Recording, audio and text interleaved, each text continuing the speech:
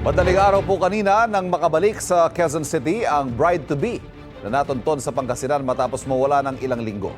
Kaugnay po niyan, makakausap natin, Chief ng Public Information Office ng Quezon City Police District na si Police Major Jennifer Ganaban. Major, magandang umaga po. Yes sir, magandang umaga po sa inyo at sa lahat po ng inyong taga-subaybay. Ma'am, kumusta po si Shera De Juan? Nung nakita niyo siya, maayos po ba ang kalagayan niya? Yes sir, yun nga po kaninang madaling araw pagdating po nila sa bahay ni Ms. Shera, pumunta po yung ating medical doctor ng QCPD at siya po yung nagkandak ng physical examination dito kay Ms. Shera. And normal naman daw po ang vital signs niya, kalmado po siya. Yun nga lang, medyo matagal lang daw na puro tubig yung kanyang intake. Kaya parang nagkaroon po siya ng acid peptic disease. Okay. So physically, she's okay overall, pero kumusta po kaya siya mentally and emotionally? Yun sir, yung chine-check po natin ngayon, ang hiling po kasi niya is magpahinga muna siya. So,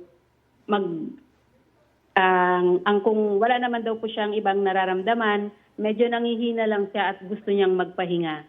Okay. So, ma'am, what do we know so far? Kung ano po nangyari sa kanya? Paano nangyari na ang huli po siya nakita before she was found? Bumili po siya ng sapatos sa mall, tapos natagpuan na po siya sa Pangasinan. What happened in between? Yes sir, opo. Inaalam pa po natin sir dahil sa ngayon hindi pa masyadong maidetalye ni Ms. Shera kung ano po talaga yung nangyari sa kanya. Ang initial information nga lang po natin is natagpuan siya kahapon nitong si Mr. Rodel, yung taga-Season Pangasinan, kung saan binihisan po siya, dinala siya sa bahay, binihisan, at anong masabi niya po yung identity niya ay tinawagan na po nila si Mr. Mark. So patuloy pa rin po yung investigation natin sa ngayon para alamin po talaga kung ano ba ang nangyari kay Ms. Shera, kung voluntary pa talaga siya na nakapunta doon or merong kumuha sa kanya. Yun po yung inaalam natin sa ngayon. Pwede ho bang malaman ano yung kondisyon niya nung siya'y natagpuan? Nabanggit niyo po, binihisan siya. Ibig sabihin, hindi ho ba maayos yung kanyang bihis o yung kanyang lagay nung time na natagpuan siya? Yes sir, yung kung nung natagpuan daw po siya ay yung damit niya ang suot niya, kaya parang pinagbihis po siya, kaya eto po iba na yung damit niya nung sunduin siya. Nabanggit niyo po, hindi pa malinaw kung anong nangyari sa kanya in between, pero may sinyalis po ba na may nangyaring masama o may sapilitan kaya siyang dinala sa Pangasinan? Ano-ano ho yung mga indikasyong nakikita natin? Yes sir, sa ngayon po wala naman tayong nakikita since physically fit po si Ms. Shera. Kaya ang i-verify na lang po natin or i-validate yung paano po siya napunta doon sa lugar na yon. Oho. Malinaw na ho ba sa atin, ma'am, kung baka ho sadya siyang lumayo o sadya siyang tumakas, ika nga. Baka may iniiwasan siya. Ano ho ba mga impormasyon natin tungkol dyan? Yes sir, yung sa huli po na nilabas nga po natin after forensic examination nung kanyang laptop at saka cellphone, nakita po natin doon yung mga messages niya or conversation with her fiancé.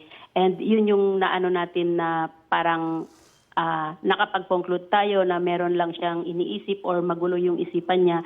Kaya baka lumayo at nasa mabuti naman siyang kalagayan. Yun po yung last na nabanggit natin prior dito sa natagpuan natin siya.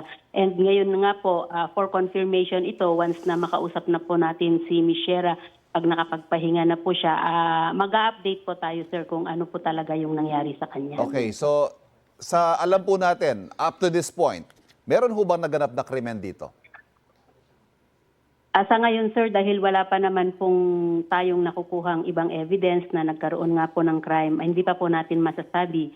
Pero once po na ma-confirm natin kung sapilitan ba or hindi yung pagkakapunta niya doon, doon po tayo sir mag-conclude or maglalabas po ulit ng update. Tapos at one point, naging person of interest po yung kanyang fiancé. Ganun pa rin po ba?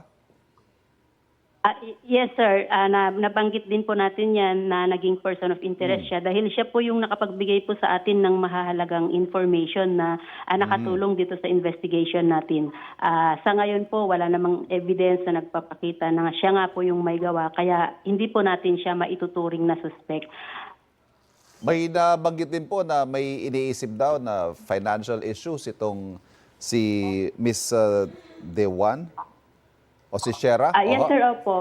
Lumabas po yun sa forensic examination since mga pera po, budget ang pinag-uusapan nila doon.